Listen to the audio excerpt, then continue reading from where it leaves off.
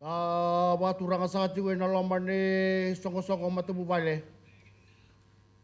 Toko bata ni matinitu na loman sa kanibubale lewo na Pasifika. Oi, nasa bolim. Waturanga sa katalitungage na dal ni Abu Dere.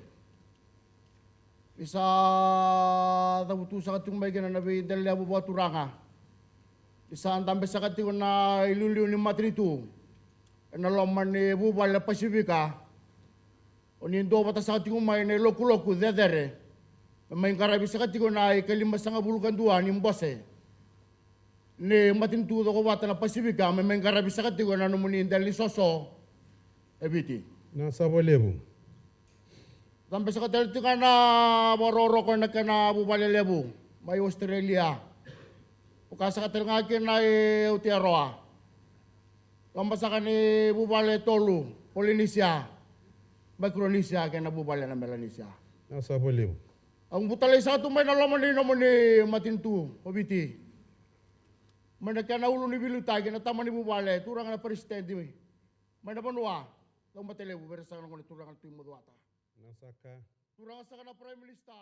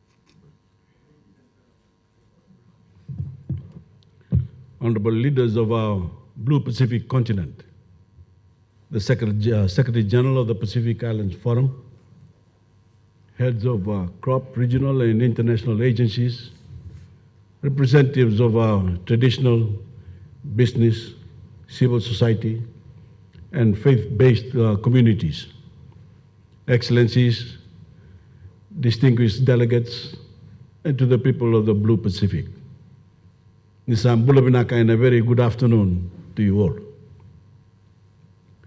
Excellencies, it is indeed my honor to welcome you again to Fiji. Please consider yourselves at home and amongst family this week with us. My fellow Pacific leaders, it is hard to emphasize just how wonderful it is to be able to gather again for our first in-person meeting as the Pacific Islands Forum since 2019. All our nations experienced some very dark days at the height of the pandemic. And I know that many of us may even have lost loved ones to the terrible disease. We will never forget, and I know that it is a distinct blessing that we are all able to reunite here this week as a family. Let me also welcome the forum observers, heads of crop and regional agencies, our international partners, and of course, my fellow Fijians. Excellencies, this 51st Pacific Islands Forum is perhaps the first of its kind in terms of the plethora and nature of issues we must consider. Our common challenges have never been more serious, and the world's focus on our region has never been more intense. It is my personal belief as a proud Pacific Islander that we are at our most resilient as a family.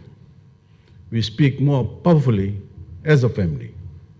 and we can only build our best possible future together as a family. And in my capacity as chair, I assure every one of our Pacific sisters and brothers that there is a seat at this table open to you. Among us, you will always sit as equals. The people and government of Kiribati have been and will remain always a part of our Pacific family. We share a rich history, we share a vast ocean, and we share a Pacific culture that has withstood the test of time. I respect the current position of His Excellency Teneti Mamau, President of the Republic of Kiribati, and his government. We will continue to dialogue towards a resolution which formalizes the deep mutual respect we hold among as Pacific leaders. A resolution amenable to all our forum leaders, and one that is in the best interest of our Pacific people.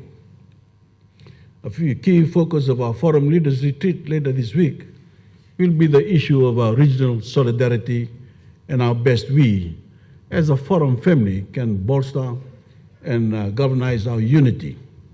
We simply cannot make the same difference for the health, security, and prosperity of our people without every Pacific voice helping to chart the course of our region's direction. Friends, as we very slowly emerge from the grips of COVID-19, our world and our region remain in a state of turmoil. At home, many of us continue to deal with long-standing socio-economic challenges that have been exacerbated by the pandemic. Our sources of revenue, from tourism to fisheries to trade, have been hit hard. Our public health systems have been tested beyond anything they have yet to endure. And communities everywhere have had to deal with the anguish of losing a loved one, a livelihood, or both. Our thoughts today are especially with the people of Nauru as they reckon with an unprecedented COVID-19 outbreak. In parallel, we continue to deal with the runaway climate crisis, in which we will soon find ourselves on the cusp of catastrophe. Climate change is hurting our people's security and livelihoods. It is devastating our economies, and in many instances, it is attacking our very sovereignty, as climate-induced sea level rise threatens our EEZs.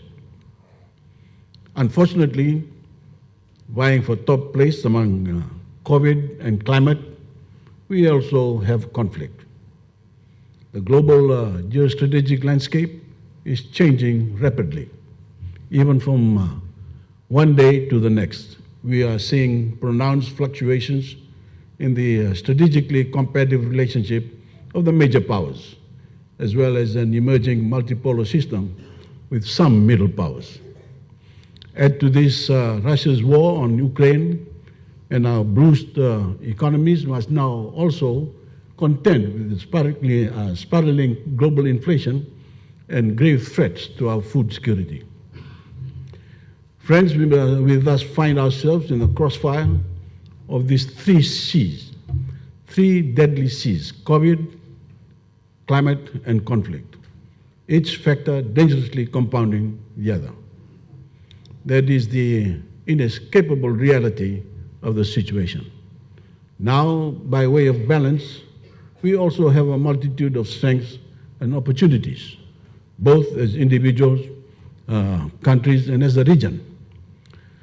Our people are youthful and innovative. Our values and sense of community provide natural resilience and social protection to buffer the shocks we face. We have significant natural resources on land, and particularly in our ocean. And there is further potential to leverage our untapped natural resources in new ways, including through a burgeoning blue economy, through our unexplored biodiversity, and through renewable energy. In this context, Excellencies, I offer that the most important consideration for us this week is this: How will we, the Pacific Islands Forum, choose to navigate these challenges and opportunities as we voyage into the future? Will we forge again together, or will we opt for individual paths? Will we be assertive, or will we leave it to others to shape our fate?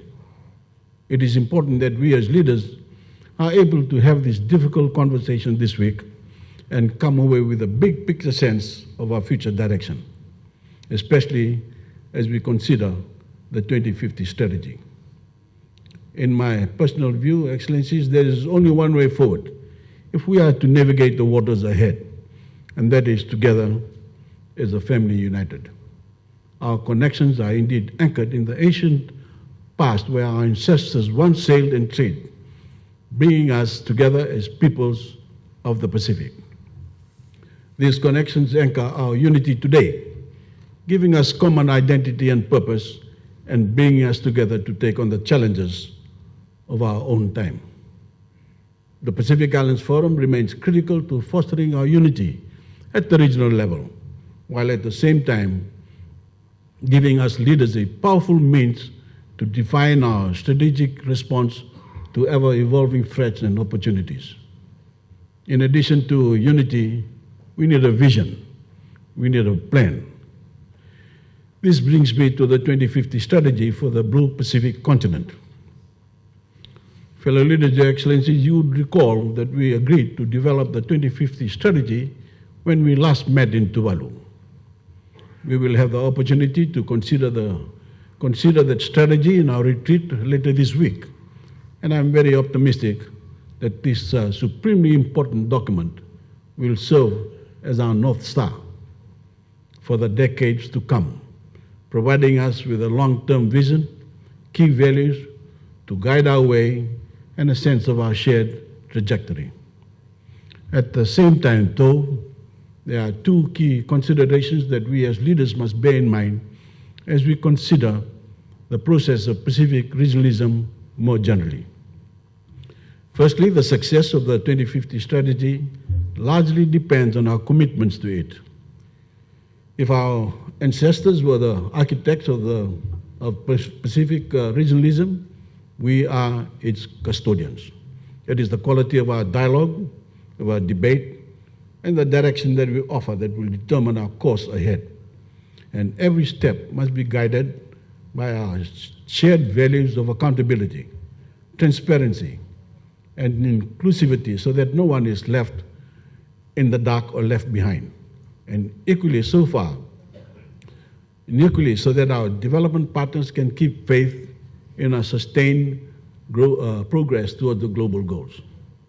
My second point, Your Excellency, is that our collective prosperity must fundamentally drive the 2050 strategy. We must be able to effectively address our core vulnerabilities over the long term: economic, trade, and resource management considerations, and the key enablers that support these areas, such as the rule of law, environmental protection, regional security, and transport, must underpin our cooperation through this strategy. Here, once again, I encourage us to consider our shared strength, from a growing blue economy to sustainable tourism. Excellencies, I make this point regarding our vulnerabilities because ultimately, I believe that the strategy within the strategy must be about ensuring that we are sovereign, we are secure and prosperous, and that no external entity has strategic control over any of us, whether through cohesion or any other means.